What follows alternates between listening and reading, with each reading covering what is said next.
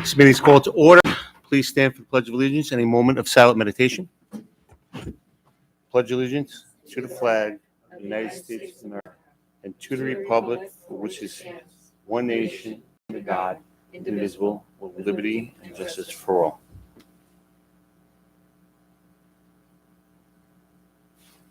Thank you. I need to a motion to go into exec session to discuss real estate sale within the district. Ms. Picarella, second. Ms. Isernia, any questions? All in favor? Aye. Opposed? Motion's carried. We'll be right back.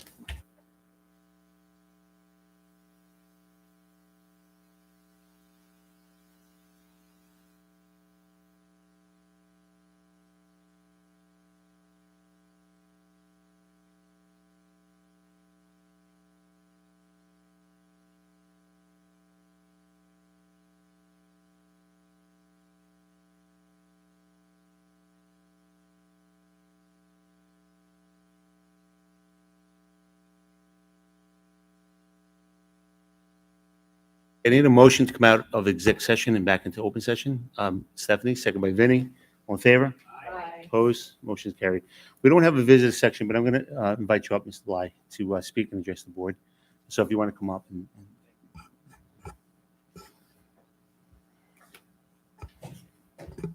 My name is David Bly. I live at 21 Knickerbocker Avenue in Holbrook. Thank you for the opportunity to speak this evening. David, can you grab that mic at the end there, right next to Mrs. Hines to use, just so the people at home can hear? Will this reach the podium? No. All right. I'll make it reach the podium. There we go. Can you hear me now? So my name is David Bly. I live at 21 Knickerbocker Avenue in Holbrook. Thank you for the opportunity to speak tonight. Forgive me if I have to collect my thoughts. You guys didn't really give us very much notice for the meeting tonight. I'm the only one here, and there's 92,000 residents in the Sachem School District with a $350 million budget. I got to say, I almost question whether this is even a public meeting or not, considering you guys were in executive session for 45 minutes, and there wasn't even a 24-hour notice for the meeting. I don't even know if this actually is in compliance with New York State with the New York State requirements for open meetings. Only a few hours ago, I think your notice didn't even include the time for the meeting. But I'm not a lawyer, so I'm not here to offer any legal advice. I'm actually here as a concerned community member. Like I said, I live at 21 Knickerbocker Avenue. I'm a 10-minute walk away from the property in question at Union Avenue, the administration building that I believe is up for consideration for sale. I hopefully not for tonight, but I know it's been you've gotten a couple of offers on the property. As a resident of Holbrook, 21 Knickerbocker, I live in a park desert. There's really no open space in the area. So, and frankly, it's only going to get worse. There's a monumental change planned for the area, whether it's existing development that's underway right now or proposed development. You're talking about another $1 billion worth of development that's coming down the pike that's going to severely change the area. So residents of Holbrook and Ronkonkoma are very, very, very sensitive to the topic of preserving open space, especially now.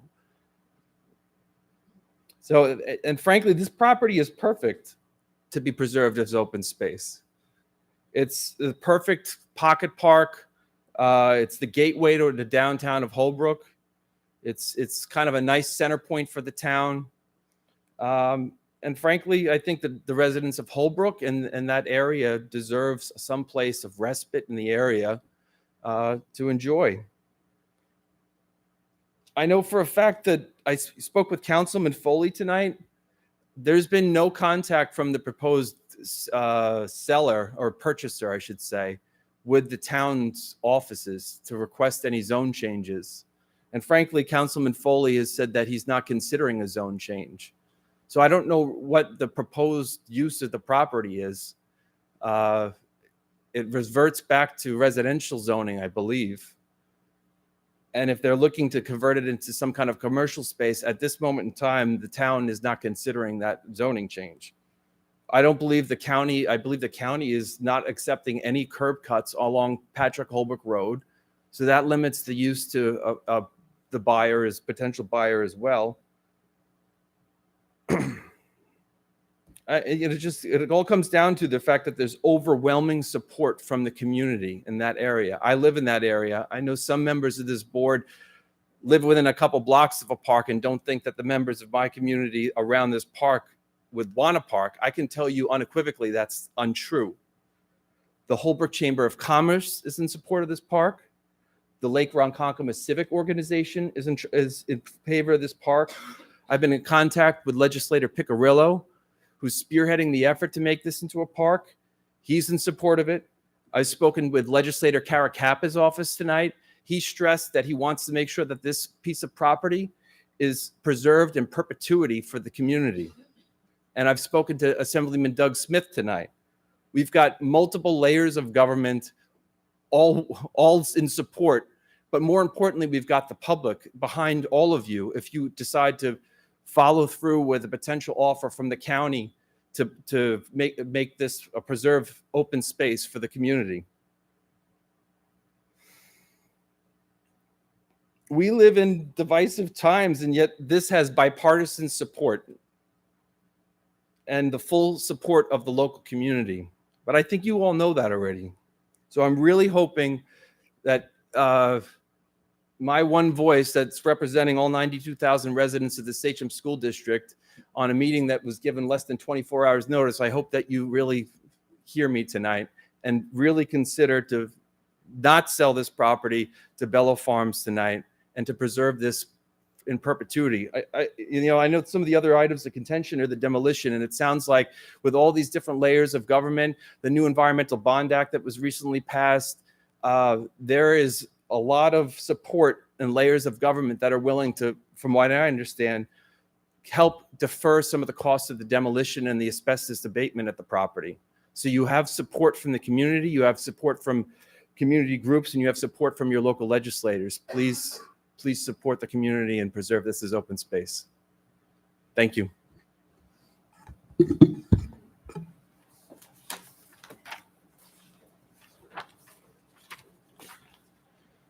Okay, any other visitors? Okay, brings us to item 3. We have a proposition from Bella Poultry Farms to purchase 245 Union Avenue. I need a motion. Ms. Larry, second by Ms. Isernia. Questions or discussions, comments? Ms. Piccirillo? I just want to echo a couple things that David said.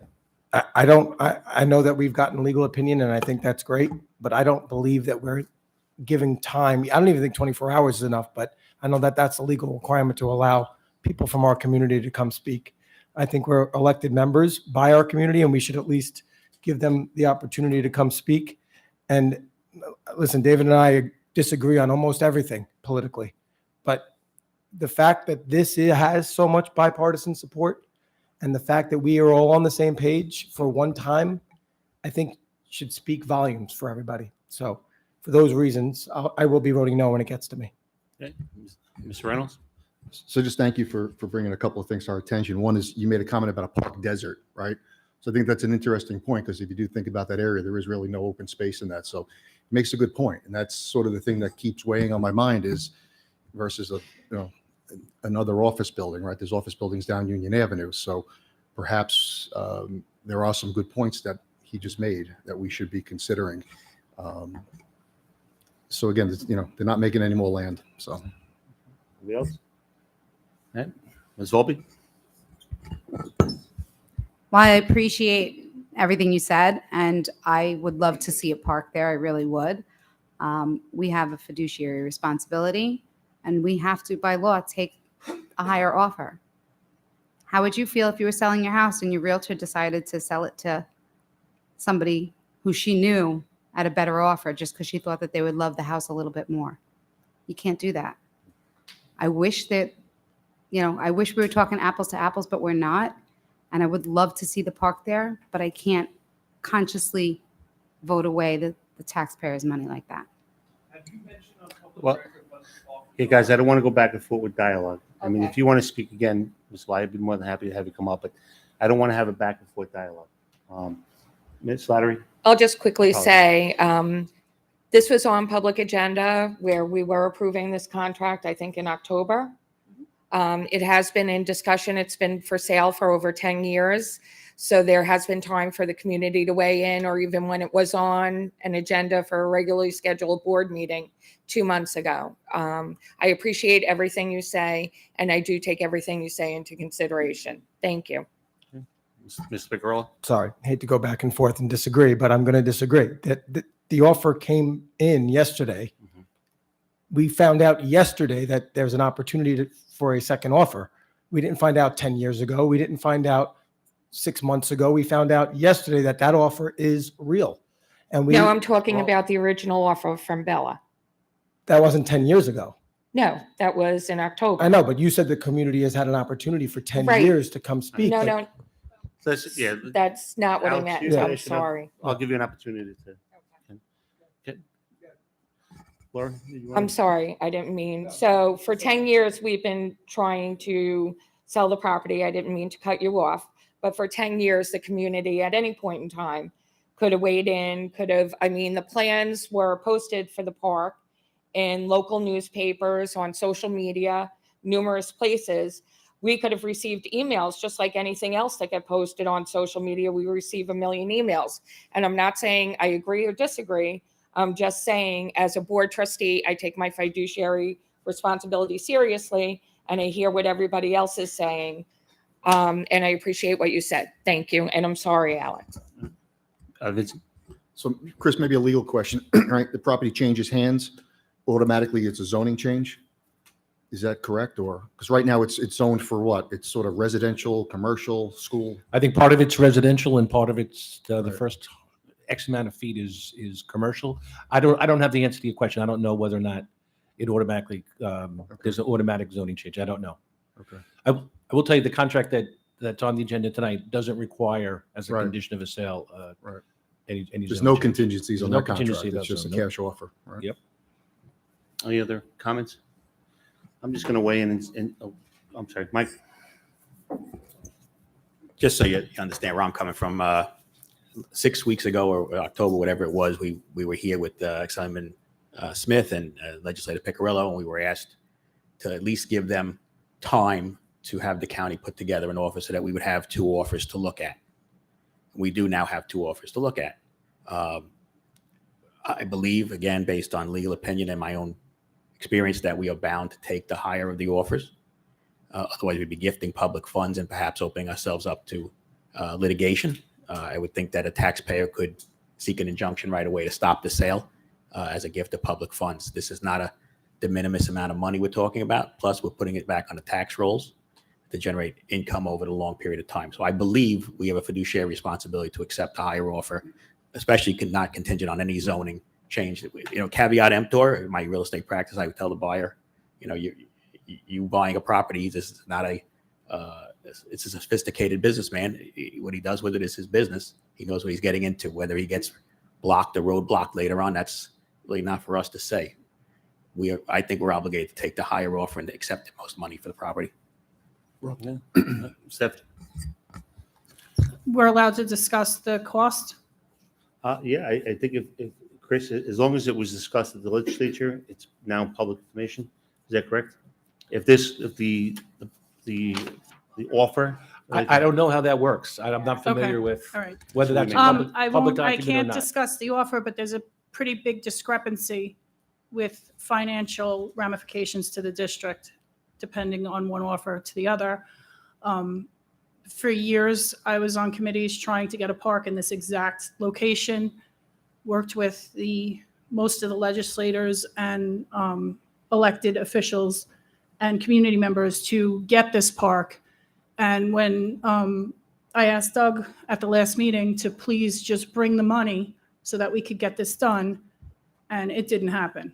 And that's what's unfortunate and heartbreaking in this situation overall for the community, is that we don't have the funds to get there. And we've been in positions before as a district where funds were promised and they never came to fruition. So as a community member, a taxpayer, as a mom, I'd love a park, but financially, we have to go with the higher offer. Vinny? So I don't disagree, Mike, from a fiduciary responsibility, but we also have the option of taking it off the market. We don't have to do anything with this property, right? And we could wait it out for a couple of years as Holbrook continues to grow, and maybe the value goes up, right? It's an option, right? I do believe that we would pay we would have to pay the commission on that full price. I don't know if that's been validated, but we can sort of, look at that.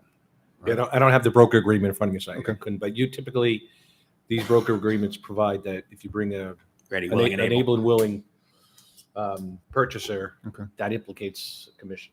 Anybody else? I'm just going to weigh in and say that, look, when this, I was on the board when this first came to fruition, and the community came, the town came and wanted to propose a park there. At that particular time, they didn't have the revenue to do it. They didn't have the revenue, and I think all these years they continued to want to do that, and they finally came across, they were finally able to obtain the revenue to be able to put a fair market offer in. When you look at what they're offering, it's only $50,000 off of the appraised value of it. So it's not like they offer $300,000, on a $3 million piece of property, which is, last time they didn't have the funds to do that.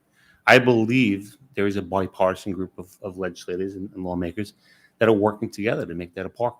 I would rather see that a park. It's bothering me tremendously that we have an opportunity to maybe utilize that properly and beautify, welcome to Holbrook, and there's this beautiful park there where generations of kids, our own Sachem kids, can enjoy that space. So I'm really torn on it. I really am. But there's so many empty, vacant buildings where we could put offices and business space in, but there's not a lot of empty land where we could put a park and where kids can enjoy it. So I'd be honest with you, the last time I was approached with the situation was when the soccer fields where a bidder put in a bid and said, listen, I want to know right now, or the deal's off the table. And I feel like I'm in that same position where my back is against the wall. I'm going to be honest with you. I don't work that way. You want to pressure me to give you an answer right now? Walk, go, goodbye. And that's where I'm at. So I said, I made a note to my board members, my fellow board members, and I respect all of the opinions of everybody here. I really do.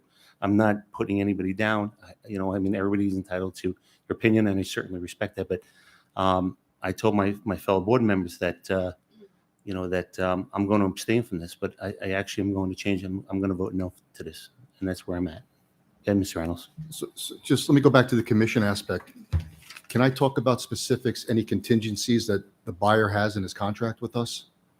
It's on the agenda, so. So he's got 45 days to back out is really where I'm headed. Yes. So do we have to pay a commission if he backs out? No. Okay. And the likelihood of the zoning change is probably nil, right? Okay. Just putting points out there, right? Because Rob, I'm going to change. I'm with you. I'm voting a no because I think there's still time. I don't like to be put in a box. I feel like we're putting a box right now. Mike, you had your hand up, and then Stephanie. No, I just want to clarify. When you're speaking before, you were mentioning $50,000, but I initially thought you meant like that was the difference. That's not the difference, so the public knows. That's not. It's significantly more than that. The point I was trying to make is that when they came to us the first time around, they didn't have the funds to really be able to make a viable offer. No, I And- understood. yeah, but yeah, the but now way they- it came they- out, it sounded like we're talking about the difference. Is No, $50,000. no. with the appraiser.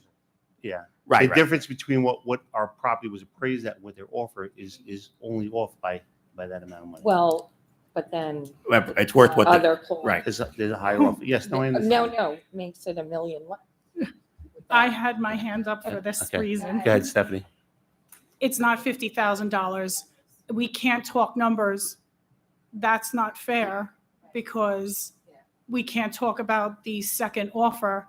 It's a substantial amount of money if we accept the second offer over the first.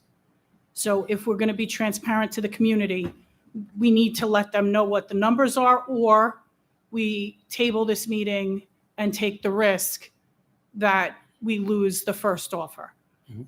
But we can't sit here and not tell the community what the offers are and make a decision based on what could be, interpreted differently throughout the community.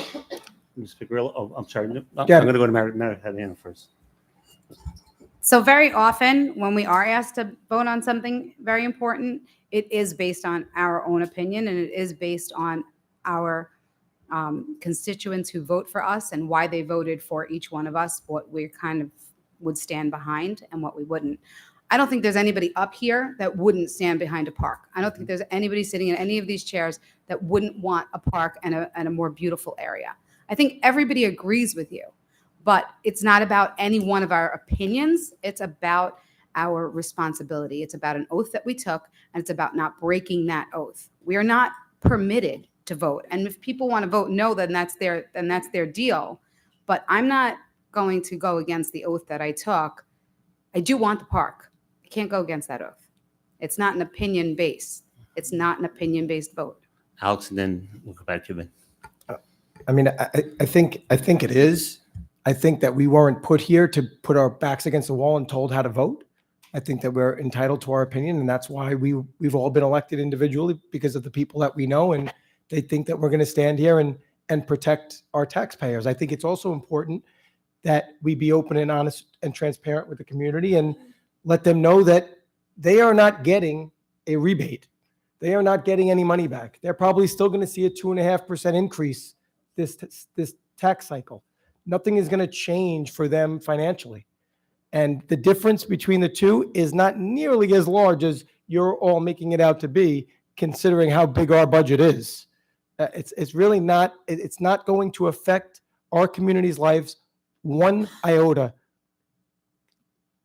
for any of them, just so we're open and honest and transparent with them.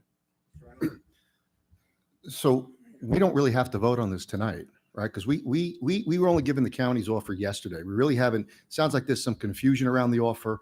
There's some maybe other facts that we don't have. So why don't we just table this vote until we can at least have questions? Because I asked a question, and I'll ask it now. I don't know who spoke to the person who wrote the letter. I don't think anybody's spoken to that person. So I think we have an opportunity, or just to go back and question that offer, understand the offer. We're getting some other information about whether there's funds, grants for abatement on the building. I think that's the due diligence we should be doing, and maybe table this vote. Well, right now there's a motion and a second. Okay, Meredith? So the reason why everything is so emergent is because if we don't accept the offer tonight, then it expires. Is that correct? That is correct. But we don't have that in writing. That's hearsay. We just don't Yeah, know. that wasn't put in front of me. That's just what was presented to us. Meredith. So who presented that to us? Who's The attorney for the Our attorney. purchaser. Laura? right? And again, Okay. if, You were I'm done- sorry. You were done, Meredith? No, no. I'm just saying, so, Mr. Venator, is it going to expire? Like, are we here for a reason, or are we just having an exercise here? As far as the information we have, we're being told that it's going to expire. Does that mean it's necessarily going to expire? I can't tell you that the purchaser that you're considering tonight isn't going to say, you know what, I'll keep it open for an additional period of time. I don't know that. I don't have that And information. just for clarification, that is why this emergency meeting was called tonight. Less than 24 hours notice. Laura? So, and again, I know everybody feels like their back's against the wall, but this was on our agenda in October. So he has given us all this time. And based on what we were told at that meeting, just give us 30 days. And I promise we'll come with the offer. And then that was delayed. So now it's this day that we get the offer. And again, so now the real estate has brought us a viable deal.